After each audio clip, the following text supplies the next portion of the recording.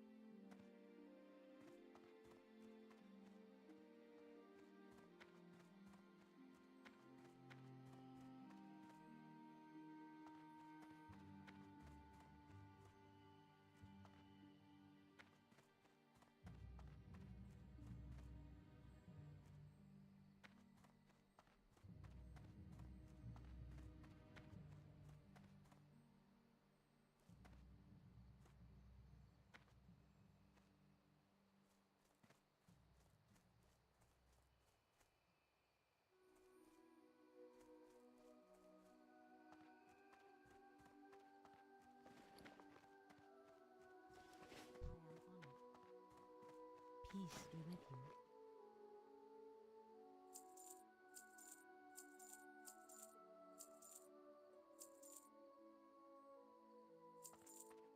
Illuminate your path. I am listening. Hello. A shop.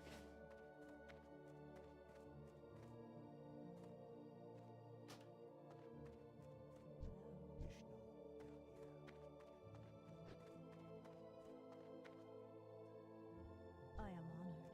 What brings you here? My good soul. How may I help?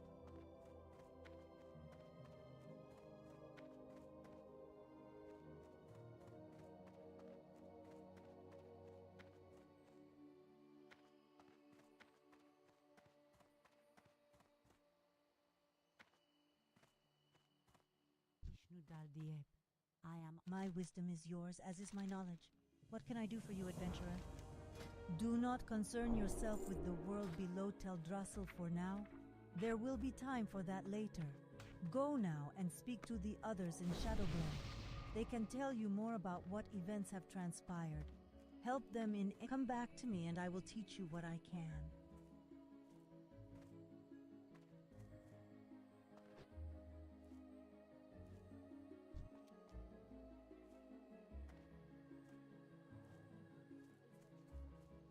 Ah, the great outdoors. Hi!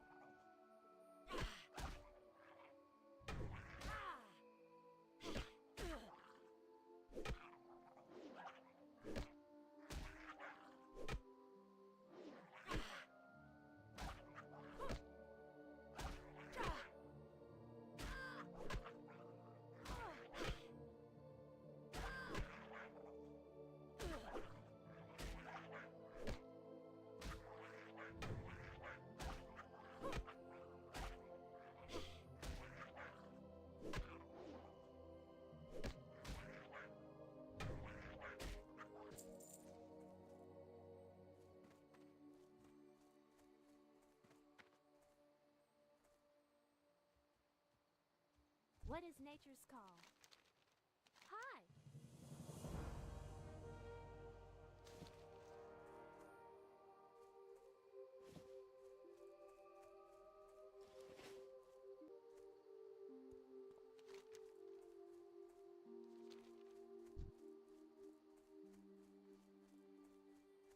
Greeting. I came to Shadowglen to observe the webwood spiders that dwell in the Shadow Thread Cave.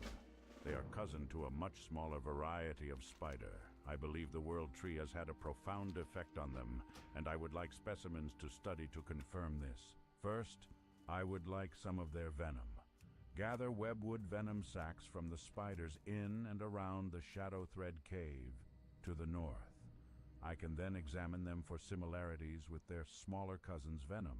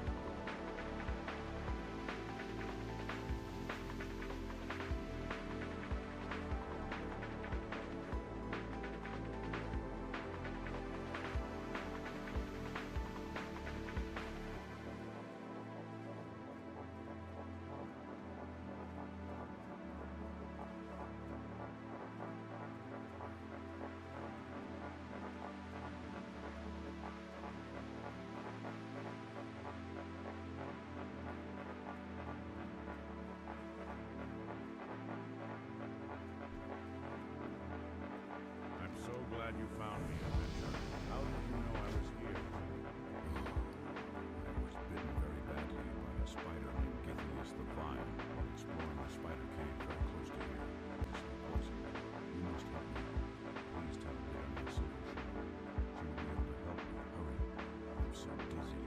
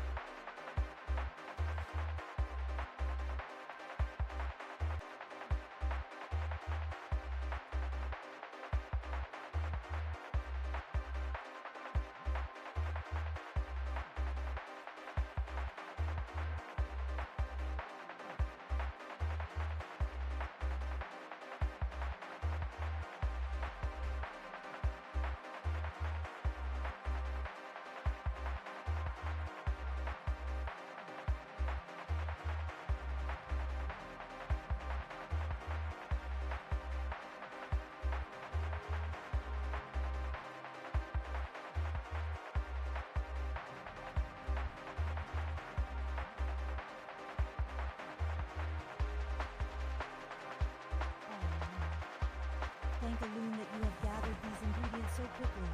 In just a moment, I will have the antidote prepared. The antidote is ready, adventurer. Please see that Ivern drinks it. There is something that you should know, the antidote. It will only remain viable for 5 minutes. You must get it to him in time. Speed be with you, adventurer.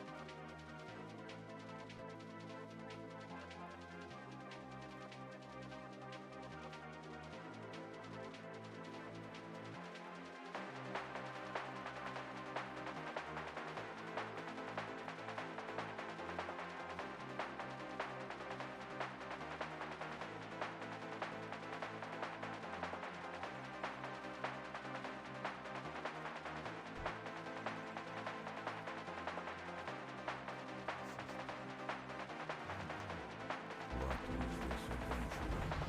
Oh, I knew Durania would be able to help me. I'm always getting into trouble in Durania. Well, she always manages to help me out of it.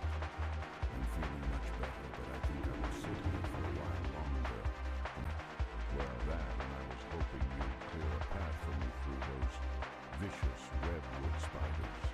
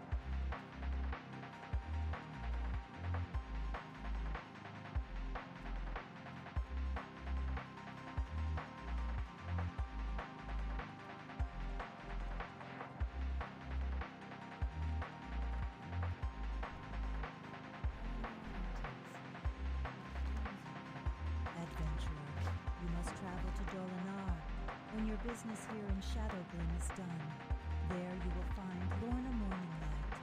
She will instruct you further in the ways of Elune, and it is with her that you will earn your first garments denoting your station as a priestess of Elune. Take care in your journeys.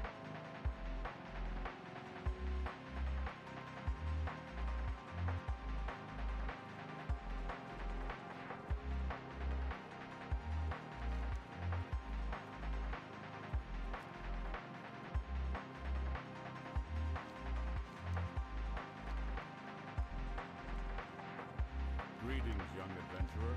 Can you offer me aid? I have a package of herbs that I must deliver to the town of Dolinar, but I still have business with the druids of Shadowglen and cannot yet leave. Can you deliver this package for me? It must be sent to innkeeper Keldon at the Dolinar Inn. It lies along the road to the south.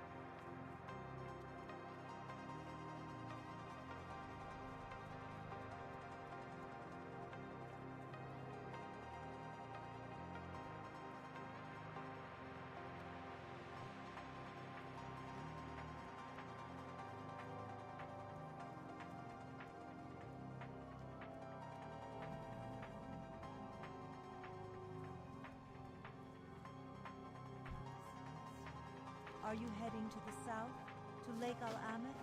If so, then I have a task I might ask of you. My colleague Denelin has a camp along the eastern end of the lake where he is studying and experimenting on the plant life of Teldrassil. He requested a package of rare earths from Darnassus, and it was late, only recently arriving here in Dolinar. Can you take the package to him? A troubling breeze blows through the forest. Gaerolus Talvathrin serves as Great Warden to the hibernating druids of the Talon in the Van Ethel Barrow Den. His duty as the chosen protector of the sleeping is to ensure their safety, so that their pact with Ysera remains fulfilled. But word from Gaerolus is now delayed, and I grow nervous. Travel east to Starbreeze Village and bring back a report from Gaerolus so that I can put my worries to rest, knowing my dreaming brethren slumber safely. I'm happy to see Shandar has sent you to find me, adventurer. Teaching young priests the ways of Elune gives me great satisfaction. I need your help, adventurer. I am needed here to train the other students with you. You can help one of our injured sentinels just south of Dolinar. She was hurt patrolling the town and could use our aid. Her name is Shara. When you find her, heal her wounds, and then fortify her body with your spells. This will at least protect her from harm longer if she finds trouble. Return to me here after you've done your duty to Elune. I was once given an emerald dreamcatcher from Gaerolus Talvathrin, the warden of the druids in the Van Ethel Barrow Den. This powerful amulet is able to siphon energy from the emerald dream, bestowing luck upon those who carry it, able to retrieve it from the aggressor of Starbreeze Village. Although Starbreeze was once a tranquil place, it has now succumbed to the corruption of the Firbolg that was in the world. Perhaps you would be willing to recover my dreamcatcher, adventurer. I must warn you, adventurer, this matter must stay between us. The satyr are enough of an embarrassment to us already. This one is much too close to home. He is called Lord Marinus. He resides in the nearby cave of Fell Rock, where he has gathered a large group of Grell warriors. His heart is black as night, and he plots something most foul. You must find him within his nearby cave just to the north of here, and bring me his head. Ah, yes, the delivery of herbs from Shadowglen. It is a shame Porthanius could not bring it himself, for we have much to discuss, he and I. The But I'm enchanting glad trainer to of get Dark. the herbs nonetheless, and I'm glad you came. While you are here, please, rest yourself. Heroes must keep their strength and spirits high, and must find rest and solace whenever they may. For to neglect one's peace of body and mind is a sure path to failure. So, rest.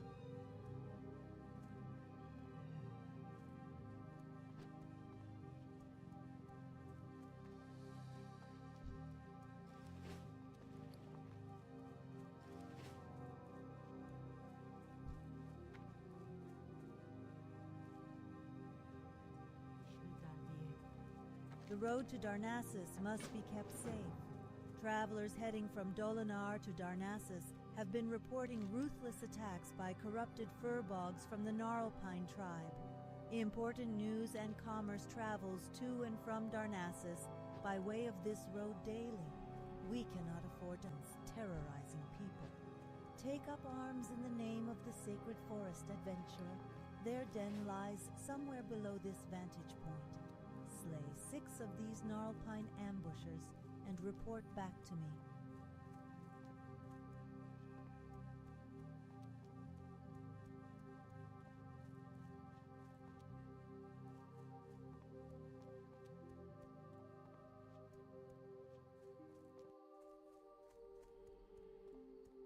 Det är en dag imorgon också.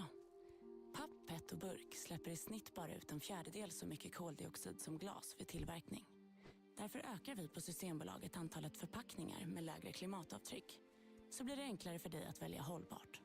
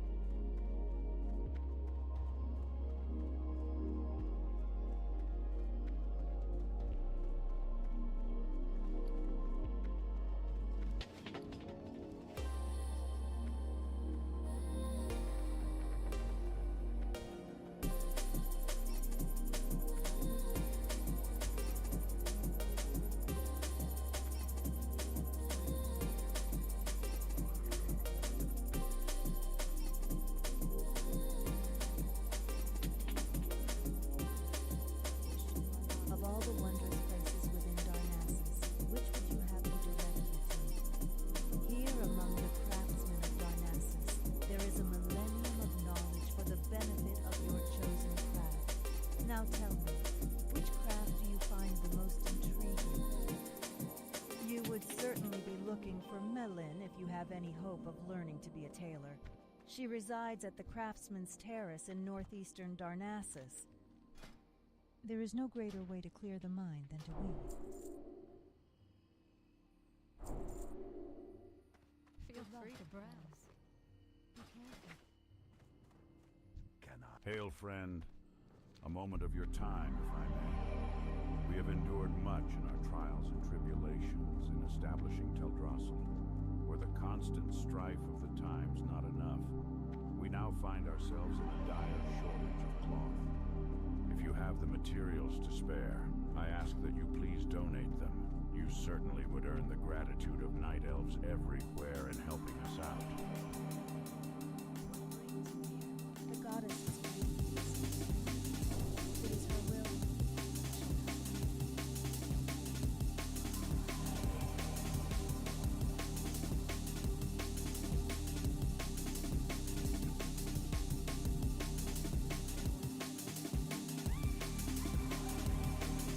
I will teach you what I can. Each lesson is a gift from the goddess herself. Use her gifts wisely, and you shall not falter.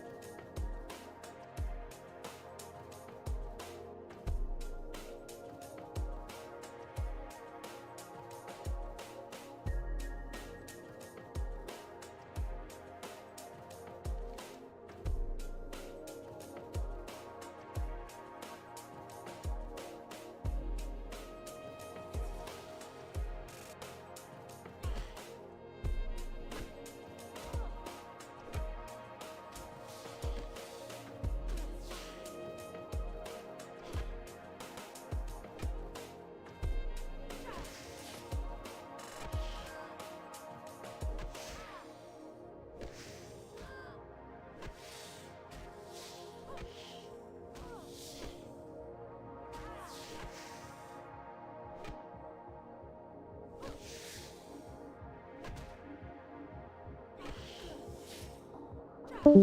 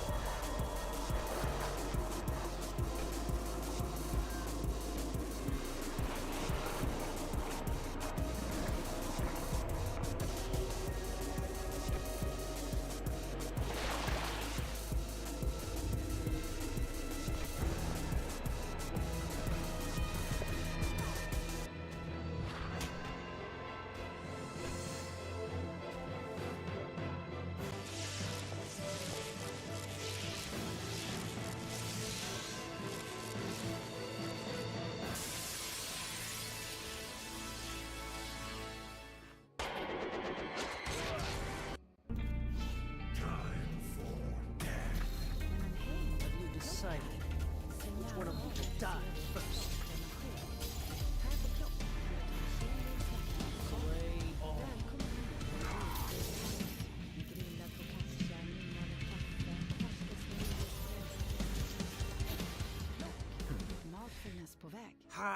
For many years, I always felt like the wrong caster is going to cast a spell from where they should be coming from. You see, Warcraft 3 follows a proximity rule. If I take all 5 Witch Doctors and I say make a Sentry Ward here, it's going to take the proximity Witch Doctor. If I say make Sentry Ward here, it's going to take the left side Doctor. So why is it sometimes that it seems it takes the wrong Doctor? Well, Twitch chat finally helped me to understand this a couple of months ago. If I'm going to be sending all these Witch Doctors to this place up here, and then I make a Sentry Ward here, the one in front makes the Sentry Ward, not the one in the back.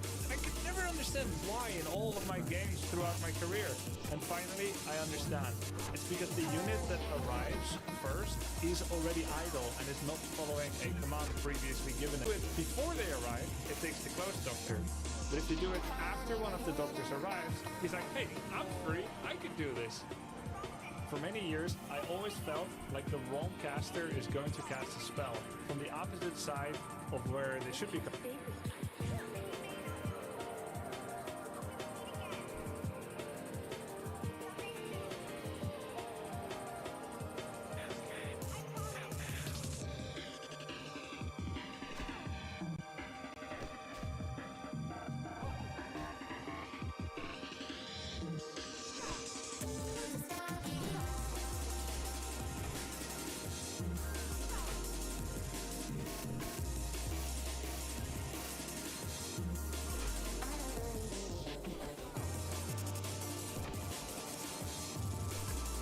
So I didn't intend to do this so fast after my problem with Gary Neville video. However, due to what was said, I kind of feel like it's kind of necessary. Let's talk about Jamie Carragher. Now, this is completely off topic, but I'm proud of myself here. Yesterday, I was actually on National Czech TV, and I was pitched side for an interview before the game. Don't know why. I don't speak Czech. People seem to love me over here. I find it insane, but I'm very honored by it. So here's a clip from that. Liam, you moved here a month ago. How do you like it here so far? Oh, it's been absolutely fantastic. I've been welcomed very warmly by the people of Czech Republic. I've been living in Olomouc for just over a month now with my partner, Teresa, and I've loved every moment. From the people seeking out Olomouc, many of the football clubs or reached out to me, and I can't thank them enough, really. So, yeah, my two daughters, they're both actually born in Corvina, so I've always had a great connection to Czechia. So, yeah, I've really enjoyed every moment. Would you consider yourself now as a Sigma fan? Absolutely. I'm born in Burnley, I'm raised in Burnley, so of course I'm a Burnley fan. I think with football, you've got to feel, it's about feeling. You need that tribalism. So football for me is about pride from where you're from and community, and I felt more than welcomed by the great people of Olomouc and by the people at this great club. So absolutely, I'll say I'm a Sigma fan. Civic account to win the game. Thank you for your time. Thank you so much. And I want to try and say something in Czech here, because I've been trying to learn a bit as a thank you to the great people. So, dziękuję, Česku, zawsze, Tomesuchek, yeah, nevlepší. Dziękuję. Liam se tady cítí skvěle. Also, a little cool fact here, my manager for my team that I play for, FK Stenbeck in the 4th tier, is also a very, very well-known Czech striker called Marek Heinz, who played for Galatasaray and in Bundesliga. He's an actual proper footballer, like top level, and he's my manager. And he spoke about me as well afterwards, saying that I work hard and I'm a good player in training. What the hell is happening, I don't know, but I felt like, because talking about pundits, I felt like that would be necessary to add in. Thanks. So comment down below your thoughts on Jamie Carragher, like and subscribe, and of course Mazzara Designs for the best prints all made by myself for your football team. We cover basically everything. Down below, use code VIZA for 15% off all items. Let's go. So let's talk about Jamie Carragher and the most obvious things that happened this week. Now, for the general scope of Jamie Carragher and Gary Neville, people do seem to like them for the most part. However, they've been on board for Sky Sports for what feels like 10 plus years now. There is the kind of never-ending consistent theme that happens every single year that people may find a bit tiring. And when it comes to Jamie Carragher, especially his remarks that he makes consistently, when it comes to co-commentary for Liverpool games, for example, it kind of does feel like you're watching Liverpool fan TV at times. My main critique, which I find on Sky Sports, is especially when it's a game between, let's say Fulham versus Nottingham Forest, you find that they talk about the actual teams involved for about, 30% of the actual TV broadcast, and then the rest of it is talk about how bad Manchester United are again and how good Liverpool are. And in the eyes of Sky Sports, this all makes sense because that's what brings in the most money and the most views and attention, right? If you talk about the uprising of Nottingham Forest, you may get some okay views because they're currently third person table, doing quite well. But then you talk about how bad United are and how bad Amorim is, or just another interview with Amorim. You know what? Just off topic here.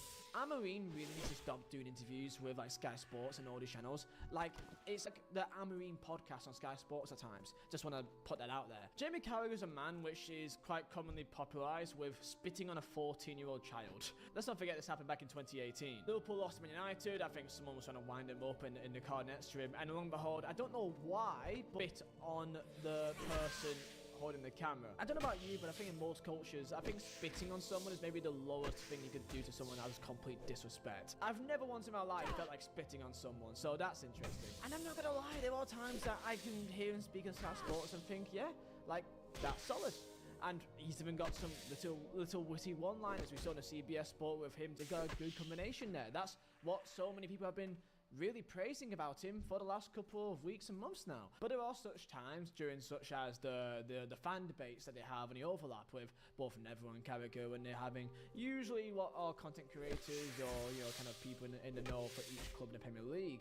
And I don't know, I just find that usually often there is usually a tone of condescension when he talks to many of the content creators. There was also stories I've heard behind the scenes of these type of recordings where he just doesn't want to know anyone or care to basically get everyone involved, which I just think is just poor. But to clarify, that is of course just hearsay of people that I know that's been on it. Let's quickly go into what is the main talking point for the last week or so, which has caused a lot of debate, which is of course is AFCON comments. Now, I'm going to say something here which I think is possibly, but I don't think what he actually said and what he meant was actually incorrect whatsoever. The context of it is important. He's talking strictly about Mohamed Salah potentially winning the Ballon d'Or this year, which I think he has a very good chance too. I think he really should. And a lot of people have attached to the quote of Jamie Carragher saying he's probably not playing in the major tournaments of such, basically claiming that AFCON is not recognised as a major tournament. Now, if that's his own opinion or not, I don't think it's relevant. He potentially does believe that. But the issue is when it comes to voting, comparing AFCON to, let's say, the European Championships, the World Cup, and people may compare it to the Copa America, you would say that it's definitely below that in terms of importance or reputation that's recognised by voters for the Ballon d'Or. Now, if this is justified or not, you tell me down below, but it is a fact that it is seen as lesser than the other competitions. And if you think that it is lesser, then tell me why down below in the comments. That's why for me, I do believe that it is quite frustrating where there is such a massive emphasis on the major tournaments in terms of the Champions League, the World Cup and the European Championships. The fact that Lionel Messi, that of course, without a doubt, best player of all time, but in that year that he won the Ballon d'Or, he should not have won the Ballon d'Or. Yes, he won the World Cup. Yes, he had a fantastic tournament of months when Erling Haaland not just broke every single record in England, not just did the treble, but because Norway is not that great right now in terms of international football, so they of course weren't in the World Cup and of course not in the European Championships even now. Erling Haaland is always going to be at a massive disadvantage because of the nation he plays for, which for me personally is a bunch of nonsense. There's literally nothing more that Erling Haaland could have done in that year other than maybe score a goal in the Champions League final. For me personally, I still think is nonsense compared to everything else he did in that year. But sadly, that is the reality of it. Not a single African footballer has won the Ballon d'Or since 1995 with George Weah. Morocco back in 2022 was the first and only team to ever make it to semi-final of a World Cup. And the issue with AFCON, I think for many people, is the fact that why they don't see it as a serious competition, because it's actually held halfway through a year. The idea that Mohamed Salah or many of the African footballers in Premier League or La Liga or Bundesliga could just literally disappear for a month or so midway through the year is for many people why they deem it as not as serious. AFCON absolutely does deserve more respect, but what I believe incorrect when it comes to voting, AFCON is below Copa America, the World Cup and the European Championships. I don't think there's anything wrong with the statement. What he said and how he said it was absolutely stupid. To say it's not a major tournament, I think he can clarify that a bit more in terms of in the eyes of voters. What I'm going to do is that in a week or so time, I'm going to do a iceberg video about the African Cup of Nations as well. Football in Africa has of course come a long way in the last couple of years, and I think more over time it will get the respect that it does deserve. Of course, when it comes to it, people get a bit weird at that because of course back in 2019 it was meant to be hosted in Cameroon, which they simply weren't ready to host it, so it had to be switched to Egypt at very late notice. But to counter that point, should African football be dictated by how people in Europe see it? I kind of get that point. Even by the higher ups at the likes of FIFA, they've of course disrespected AFCON as well. For the FIFA World Cup back in 2022, they set it to be held in the 3rd to 12th of February. Guess what? The African Cup of Nations was still ongoing at that stage. Can you imagine FIFA or UEFA or any competition making a competition like the FIFA Club World Cup happen halfway through the Euros or Copa America?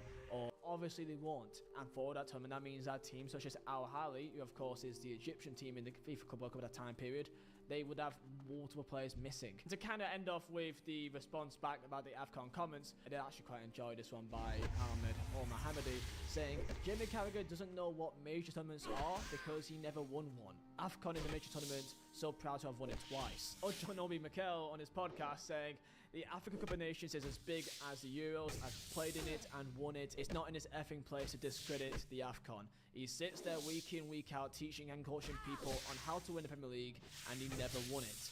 And that's both thoughts on AFCON and Jamie Carragher himself really as a pundit.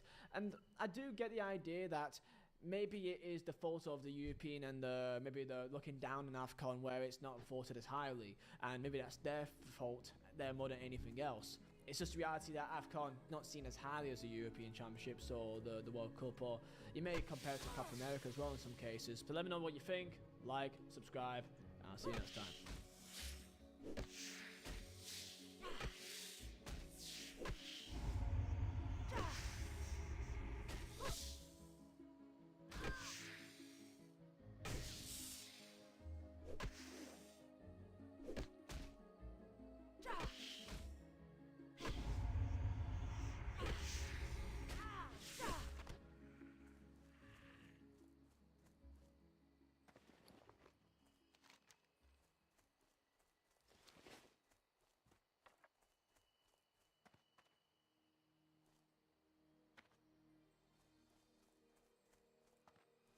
How did you feel about the Madrid Derby UCL edition? How did you feel about the unholy beatdown that Arsenal gave PSV? Nasty stuff to watch. Seeing them get trashed in front of their family and friends. But hello, I'm Adrian, in a new place. Well, the same apartment, different room as my dad and I are renovating the other room. See? You may still hear some drills banging now and then as he went back to it. But I took a break to watch the matches. I did. I would never let you guys down. So here we go. Thank you, adventurer. When I return to Darnassus, I will compare the venom within these sacks with the venom of other in this competition. spiders. One thing I will It is say off my the top here, belief though, guys, that it will have is that I properties do linked feel to the for recent Club Brugge growth in of some our regards. new I world find that the tree. scoreline wasn't exact this match. Venom. The gap I'd like between some these two live sides when it specimens comes to to general study. play Unfortunately, wasn't that much. capturing In a fact, Club living Brugge giant controlled the spider match is more more than often. I can ask of But you, young controlling the adventurer. match doesn't matter if you giant don't put spider away is your more than chances. I And can that's where handle Club Brugge myself. failed or But if were you can denied. find an Namely, that unhatched chance that egg, Hans van Aken then had in the delivering second half. If specimens he will be converts much that, easier. we're And maybe I can looking then at a arrange different for the outcome unhatched here, as spiders that to would be have forced contained. Aston Villa out There of must their be a shell. nest So deep credit to in the Mings, shadow of though. that cave.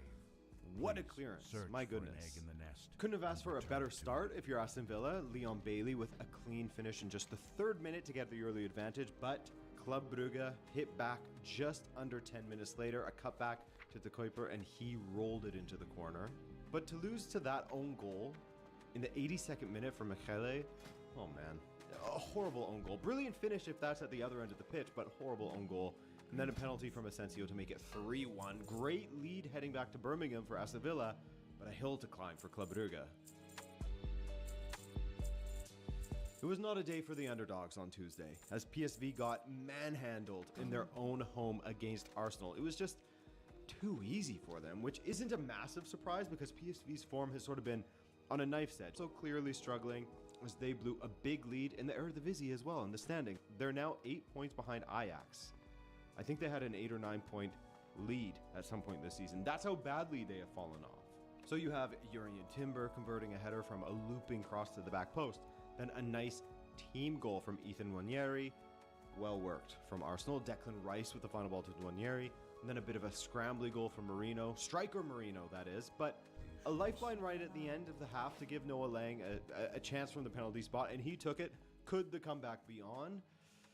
No. But in that first half, Lewis Skelly could have been sent off in the 25th minute. A bit lucky here, as another referee could have given a second yellow for that kind of challenge. Arteta clearly identified that was on the edge, as after the 3rd goal, he hauled off Lewis Skelly. Play it safe, right? In the second half, PSV supporters were watching through fingers. Odegaard on 47 minutes, Trossard on 48 minutes. It was a supporter, especially in the stadium. Imagine paying that money to see your side get smoked in the Champions League. 7 goals. The whole squad was getting in on it. Tomiyasu actually scored from the medical room, I believe. This was much needed if you are of the Arsenal persuasion, as after 2 matches without scoring a goal, they lit up the scoreline like that. Really, as a supporter, it's nice to know that this tie is essentially over already as you take it back to the Emirates next week. 7-1 on the road. Ooh. Now, as I mentioned in the preview, I love the idea of Valverde starting at right back, even if it takes from Real Madrid's midfield, because he just adds so much from the right back position, not to mention some defensive chops as well, some great moments from him defensively. Just a pure footballer. That's what we were watching out there. And wouldn't you know it, he would provide the first piece of magic, launching an attack, as mentioned, that he could, with an inch perfectly weighted through ball to Rodrigo, who was brilliant in the early match, cutting inside to power a left-footed strike past Oblak. Beautiful goal from Real Madrid. From the through ball from Valverde to the footwork and finish from Rodrigo. Very lovely stuff. But shortly after, Rodrigo would cause more issues and could have won a penalty.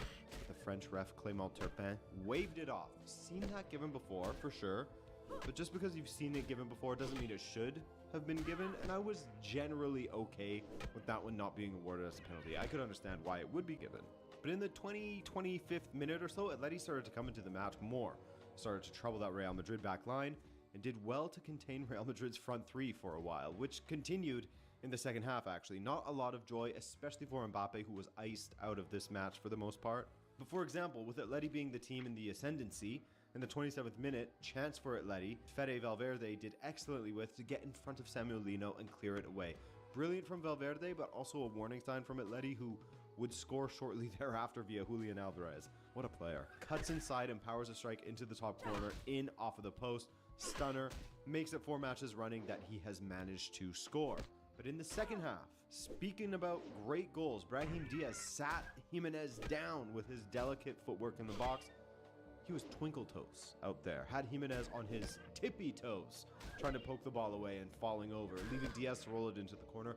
The quality of goals in this match was just delicious. I had a lovely chicken cutlet for lunch, but it paled in comparison to these goals. Actually, the cutlass sandwich was pretty incredible as well. And the thing is, the goal was kind of against the run of play at that point in the side, but a goal changes things, and that's what happened in this one, thanks in large part to Diaz, who continued to play excellently following his goal. That little roulette control of the ball on the edge of the box that he had a few minutes later, oh.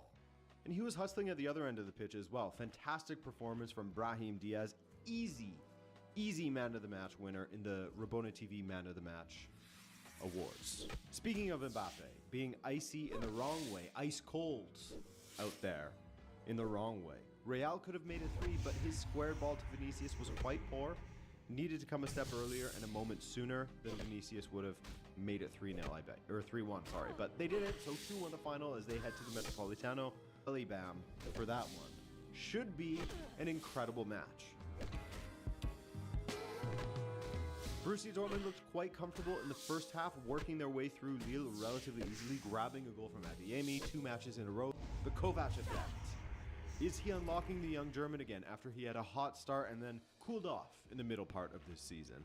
Anyway, his goal was the season so far, I should say. His goal was a stunner though, a perfect volley from the edge of the box that was arrowed into the bottom corner. Oh, someone's cutting through the wall. Dortmund continued to look good throughout the first half, causing major issues while Lille were gasping for air essentially, non-existent of which. Borussia Dortmund were non-existent in the second half, and with Lille's first attempt on target in this match, Harrelson managed to beat Kobel as he was falling. Honestly, that goal felt like it was coming based on how they were playing in the second half. Some attacks that never quite came off, struggling to find the final ball around the box, having their attempts blocked, things like that. Frustrating little things like that, but as I said before, a goal can change a game, and Lille continued to play well after that. But no other goals to speak of in this tie. Truly a game of 2 halves, really. Dortmund failed to continue their dominance in the second half. You started to see Jonathan David cause some problems now and then. Nothing too dangerous though, but some looks, you know? You had Haraldson as a constant thorn in the side of the Dortmund defense, namely Rierson, but no other goals to speak of, so it's all to be settled in Lille. Lille probably leave this one feeling a bit aggrieved. There was the penalty shout when Jonathan David was hauled down. Seen that given before, absolutely. Then that one is a bit more borderline for me, but it certainly adds to the overall feeling of frustration if you're Lille, if you're Lillois. Hello, it's a new day. I showered to film this time. I don't stink this time. Okay, but just like last time, Benfica started incredibly quickly against Barcelona and nearly scored just 18 seconds into this match, with Aktakolu forcing a save out of Szczesny, fingertips away from scoring as he just pushed it around the post. And Barcelona's first big chance came from a great attack that saw Anatoly Trubin block Olmo's attempt, then Lewandowski's close-range rebound, and finally Lamine Yamal's attempt as well. It was a duel of keepers in this one. Insane triple save from Trubin, absolute legend. What a buy he was. Incredible keeper, but if you're asking me, he's shit and nobody should look at him anymore. Just look away, guys. He's not good. Just remember, he's bad. Almost as bad as Pau Cubarsi's tackle on Vangelis Pavlidis after the Greek striker burst through the heart of Barcelona's defense. Fantastic run from Pavlidis, who has been hot in 2025. Desperate tackle from Cubarsi, kind of the only thing he could do. Not an indictment on Cubarsi in general, by the way. Fantastic talent. Important player for Barcelona for years to come. Everyone is capable of bad tackles now and then. It's not like it was a dangerous one, just not a very good one. Szczesny was quite good in this match. Better than last time, where he was steamrolling Alejandro Balde, etc. His save with his face on Aktakolu was a favorite of mine. Wanted a card for Leandro Barreiro as Barreiro attempted to play the ball, but Martinez slid his leg under him, just got there a millisecond before, so Barreiro stepped on his leg in the process. Completely incidental contact, but Barreiro was given a yellow for it, as he should have been. And Inigo Martinez was given one because he couldn't stop arguing with the referee. Anything more than a yellow here for Barreiro is crazy. If Martinez was standing and Barreiro completely missed it and his studs caught his shin, sure. But Barreiro was kicking a ball. It was a natural movement, and Martinez went under him. So, despite being a man down, Barcelona continued to be very dangerous. The individual talent that they possess means that even a man down, they are a huge, huge threat. Pedri, Rafinha with that mazy run in the first half. Lewandowski's distribution was pretty decent in the first half. Yamal had moments, but Carreras did well against him to keep him relatively quiet. I don't know if you guys remember me saying this in the past, but Antonio Silva hasn't been himself this season. Yes, he has had some good performances now and then sprinkled in there for sure, but he's just too error-prone and easily shaken this season, and he had a howler in the 61st minute, passing the ball perfectly into the path of who else but Rafinha, the wrong dude to give the ball away to in your own half. And to be fair to him, he still had a lot to do, but in the form that he's in, of course he picked out that bottom corner. 1-0 Barca, pain in the arsa for Benfica. Benfica pushed and came close a few times in this match, but Barca mostly did well to stop our efforts. João Rego looked good when he came on and caused a few problems here or there. Bellotti almost won a penalty, but was just a shoulder offside, a frustrating one for him. Szczesny was unbelievable. Barcelona, second minute or something like that, win 1-0 in Lisbon. Watching this match, and it felt like the definition of a routine win. You know what I mean? Inter weren't playing champagne football by any means, just controlling the match rather well and slowly suffocating Feyenoord, like Tyrion Lannister strangling someone who I won't mention, just though that scene has got to be from what, like 10 years ago at this point? Come on, catch up. You're lucky I'm not spoiling it for you. But anyway, Tyrion Lannister aside, what I was getting at was that Inter won this one pretty casually, as Feyenoord still a completely depleted side and with even fewer players for the next one, as Osman, I believe it was, will be suspended for the next leg. But this was just a defensive masterclass for the most part by Inter, as yes, Martinez had to make a few saves for Inter, no denying that, but they weren't the most dangerous of chances in my opinion. A few decent ones for sure, but Inter were doing a fantastic job of limiting them to mostly half chances. Inter could have had more goals, that's for sure, but were restricted to one per half. Crazy technique, lovely ball in from Barella.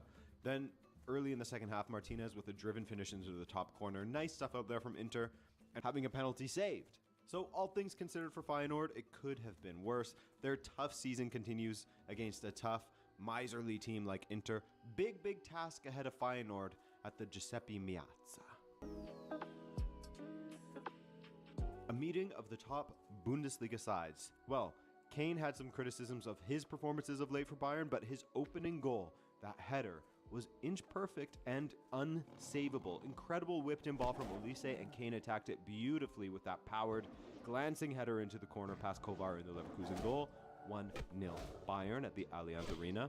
Leverkusen almost answered Bayern's goal relatively quickly when Frimpong, who was a bit of a problem at times, early in this match at least, just couldn't beat Neuer. Nice save from the OG. For me, the best keeper ever in his day, especially with how he revolutionized the position and the degree of skill he had in doing so. Not the same keeper now, but hey man, I'll take a Manuel Neuer that's not at 100% of his powers. Unfortunately, he'd take a knock in this one and not be 100% later. This was a pretty rough match at times. There was the moment in which Xhaka tackled Kane, then Kane kicked out at him from the ground, causing him to fall. Then there was Florian Wirtz with a bit of a knee-on-knee with his own teammate. They forgot to turn off friendly fire, I think, which is a rookie mistake. Bayern would be gifted a goal in the second half. Well, gifted one, but they were definitely the better side in this match, so a gift only goes so far to describe it. But Kovar mishandled a high collect, leaving Musiala with the easiest of goals to make it 2-0.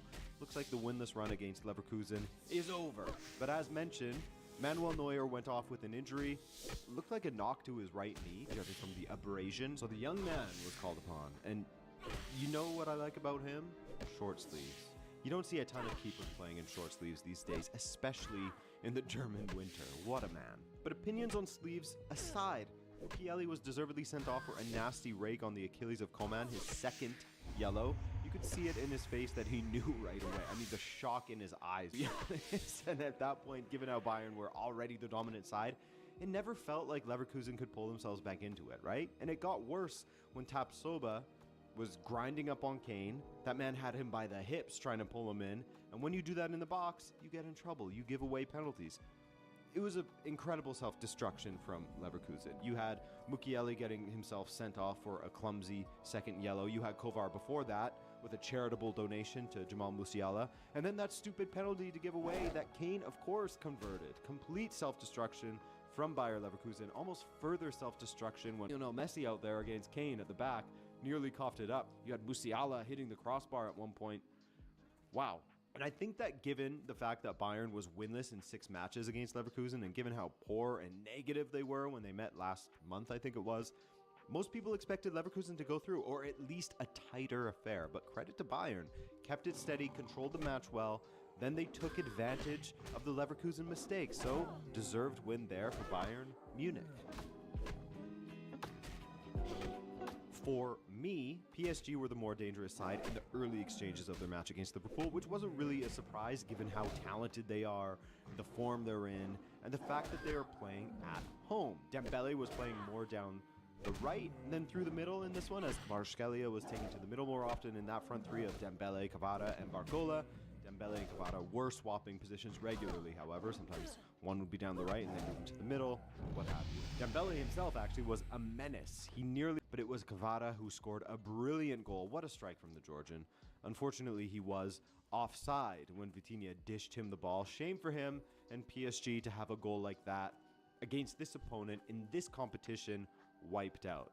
They were deserving of a goal in that first half. Hey, editor Adrian here, just jumping in to talk about something that normal Adrian completely forgot to speak about, which was Ibrahima Konate pretty close to getting a red card. I mean, I think that he was lucky to not get one personally.